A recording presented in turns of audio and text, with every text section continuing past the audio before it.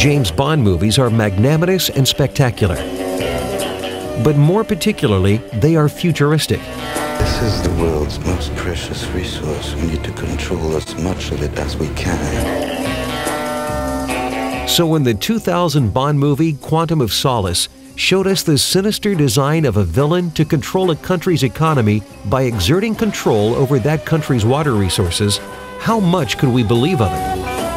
Well, the answer could be found in the fact that today, many countries, regions, armies, governments, businesses, and people are already fighting pitched battle to secure supply of water into their own taps.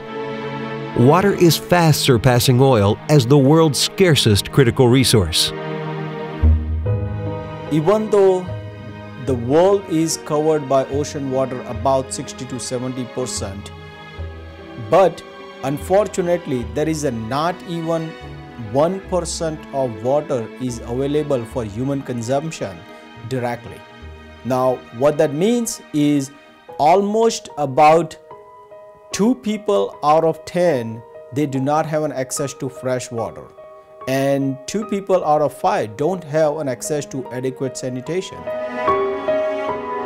Back in the late 1970s, Hammam Battah, an Iraqi engineer constructing water treatment plants in Baghdad, foresaw the grim picture ahead, and he was not going to rest till the time he had found a solution to the problem.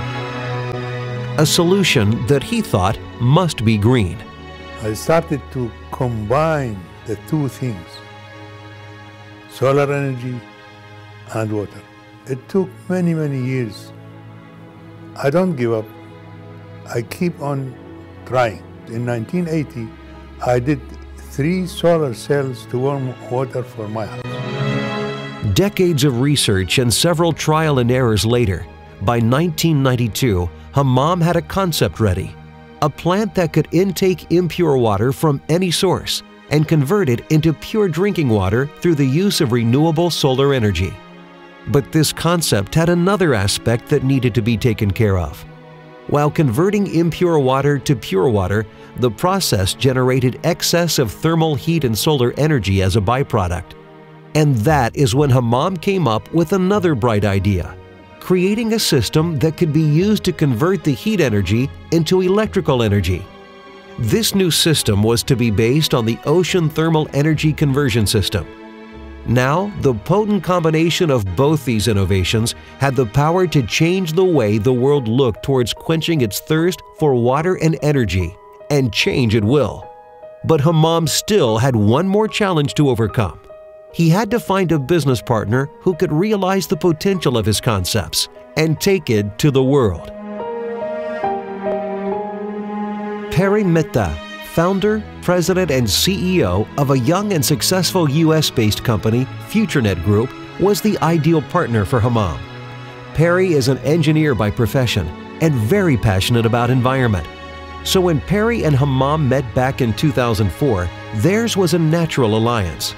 And soon a new baby, Solar Water Energy LLC, was born. Their goal? To empower the world with these 2 new patented innovations. In older days, in the science class, it's in a common principle, the thermodynamics principle, what we call, is you boil the salty water, the water converts into vapor, and you cool down the vapor in the side and it becomes a distilled water. Now, rather than boiling the water with this burner or flame, we have started using the solar power, not the photovoltaic cells, but we are using the sun power directly. With all the other technologies, like an example with the reverse osmosis plants, they need astronomical amounts of energy to have their plants work. Whether it be from a power plant, fossil fuels, coal, we do not have to use any of that type of energy. Because we are not utilizing it, the traditional sources of energy, the fossil fuel or electricity, obviously our costing becomes much simpler, and the way we anticipate upfront is the cost of fresh produced water will be about 1/10 of cost of fresh produced water compared to any other desalination technology. The ROI for both the plants varies from 3 year to 10 year, depend on plant size, capacity and the geographical region. Both the plants having a plant life of 25 years with a little maintenance. Operation and maintenance. Our plant will not have any moving parts. There will not be any major pump. There will not be any membranes or energy sources. So that's where the operations and maintenance cost of our plants will be a much lower than any other desalination technology.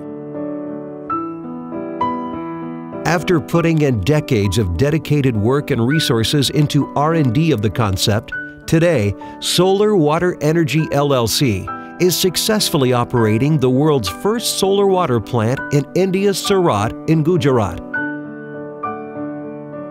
The first in the world solar desalination plant is happening in Surat, India, up and working in the execution stage. This is a 230,000 liters per day capacity, equivalent to about 65,000 gallons per day capacity plant. Anyone that wants to come and visit our plant, we have no problems with that as well. Our doors are open when it comes to coming to India and coming to our site and seeing our beautiful plant up and running and pushing out fresh water, and we're so excited about that. Today, Futurenet Group is the sole worldwide distributor and installer of these two groundbreaking patented concepts to produce electricity and water through the use of solar energy. There are lots of choices and options available in terms of choosing a right plant and plant size according to availability of resources, need, and budget.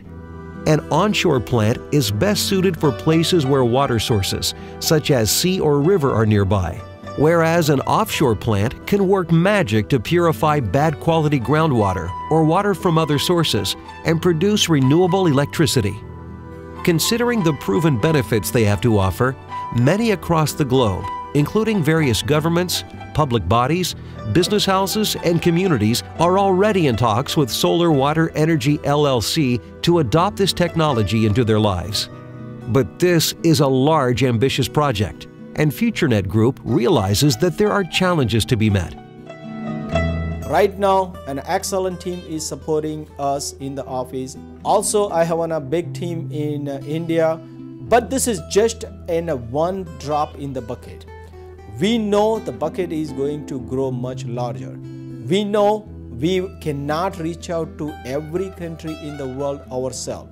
So we certainly will be identifying a good teaming partner in a different region, different country, different continent, and the right partner, when they will join hand with us, will certainly give them enough empowerment and technology in order to make those plants successful in each one of these regions. When people will see that the plant works and produces what we say, you will realize that many will come and try to implement this technology. We are ready with the public-private partnership level of an arrangement to several of the government offices. Most places, the providing water has been government's job, government's primary responsibility. So we are very much looking forward to work with a different state, municipal, as well as the federal government to work with in order to make those plants feasible. A dream that was born about 35 years ago has now got the wings to fly. The innovation that humankind had been eagerly awaiting is now here to be leveraged. Today, Solar Water Energy, along with Futurenet Group, has embarked on a journey that the future humankind may look back upon and say what Bill Gates said once: never before in history has innovation offered promise of so much to so many in so short a time. That's the scope and expanse of solar water energy. Green solutions for a thirsty world.